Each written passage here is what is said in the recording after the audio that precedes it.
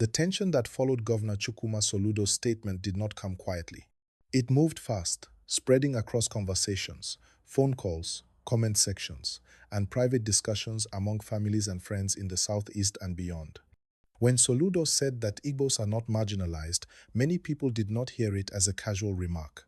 They heard it as a powerful political statement coming from a sitting governor, and that alone was enough to ignite strong emotions. As you are listening to this story, please like this video and subscribe to the channel. It really helps the channel grow, and it allows more people to hear balanced stories like this one. Please do not forget to like and subscribe. The anger did not start because people enjoy being angry. It started because, for many people, the idea of marginalization is not theory. It is something they believe they have lived with for years. So when a leader says it does not exist, the first reaction is pain, not debate. Many people felt that their experiences were being dismissed, brushed aside, or reduced to imagination. Others felt the statement was poorly timed and poorly framed, especially coming at a moment when conversations about inclusion, security, and national balance are already very sensitive. Please remember to like this video and subscribe as you listen.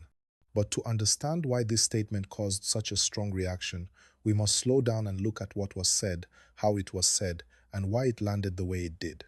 Soludo's message was built around participation. He was speaking about national involvement, about entering federal institutions, about being present in spaces where decisions are made. His argument was simple in structure. If people stay away from national systems, they cannot later complain that those systems do not reflect them. From his perspective, Nigeria is a shared project, and every region must take responsibility for being fully involved. That idea, on its own, is not new. Many leaders before him have said similar things in different ways. What made this moment different was the choice of words. Saying that Igbos are not marginalized sounded to many listeners like a final conclusion rather than an invitation to discussion. It sounded like a full stop, not a comma. And in politics, words matter as much as policies. If this story is making sense to you so far, please like the video and subscribe now. Your support matters. For decades, the Southeast has had a complicated relationship with the Nigerian state. Some people believe that the region has not received fair treatment in terms of political appointments, security leadership, and major infrastructure. Others argue that the region has thrived economically and socially despite challenges, producing successful entrepreneurs, professionals, and global business leaders. These two realities exist side by side, and that is where the confusion often begins. Success in business does not automatically cancel feelings of political exclusion. At the same time, political complaints do not erase the visible success stories coming from the region. Both can exist at once, and that balance is difficult to explain in one sentence. That is why many people believe Soludo's statement needed more explanation and softer language. Please like this video and subscribe as we continue. As reactions poured in, the responses fell into clear patterns. Some people agreed with the governor. They said that no group is formally blocked from participating in Nigeria and that opportunities are open to those who are willing to engage. According to this view, avoiding national institutions only weakens a region's influence over time. These supporters believe that presence is power and absence leads to silence. On the other side were those who strongly disagreed. They argued that participation alone does not guarantee fairness. They said that even when people participate, the system may still treat them unequally. For them, the issue is not just about entering institutions, but about how those institutions operate and how decisions are made within them. To this group, saying there is no marginalization sounds like ignoring structural problems. Please like this video and subscribe because this conversation affects everyone. Then there was a third group, quieter but thoughtful. These people believed the governor may have had a valid point, but delivered it the wrong way. They felt the message could have been framed as encouragement without dismissing long-standing concerns.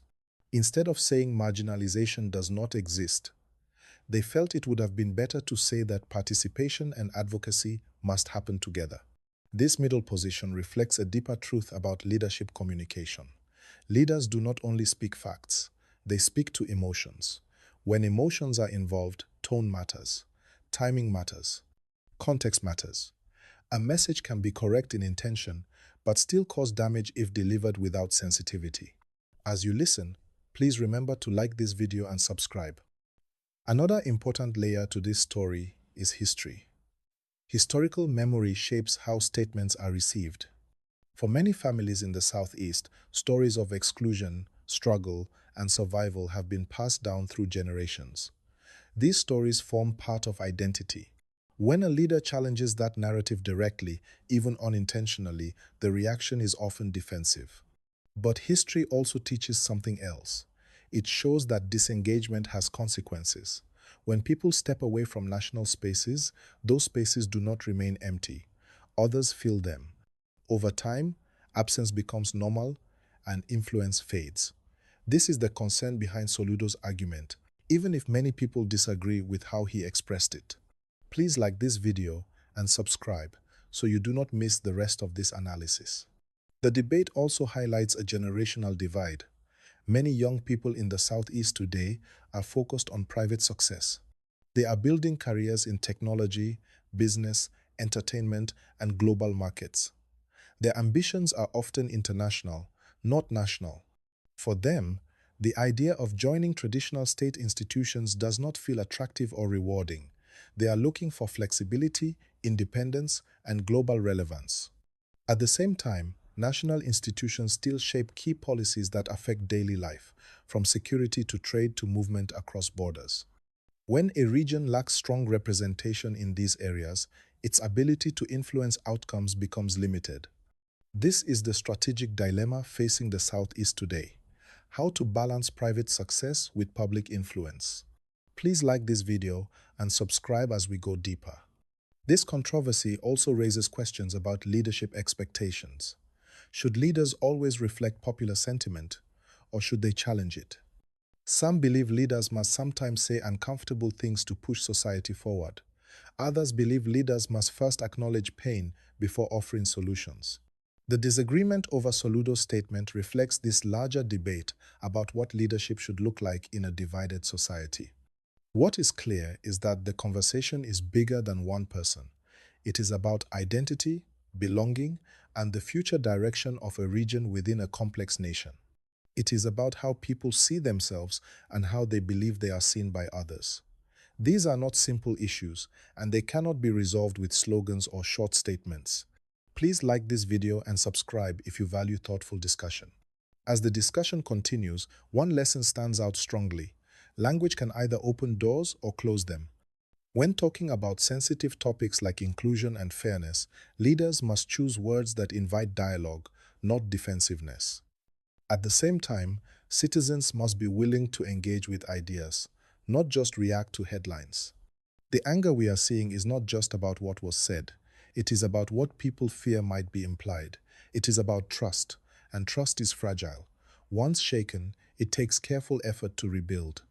Whether this moment leads to deeper division or constructive conversation depends on how leaders and citizens respond going forward. Please like this video and subscribe as we approach the next part of this story. At the heart of it all is a simple but difficult question.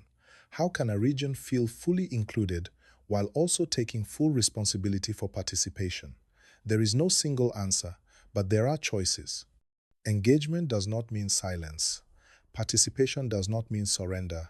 It means being present, being vocal, and being strategic at the same time. This story is still unfolding. Reactions are still coming. Interpretations are still forming. And the impact of this statement will likely be felt beyond this moment, shaping political conversations in the months ahead.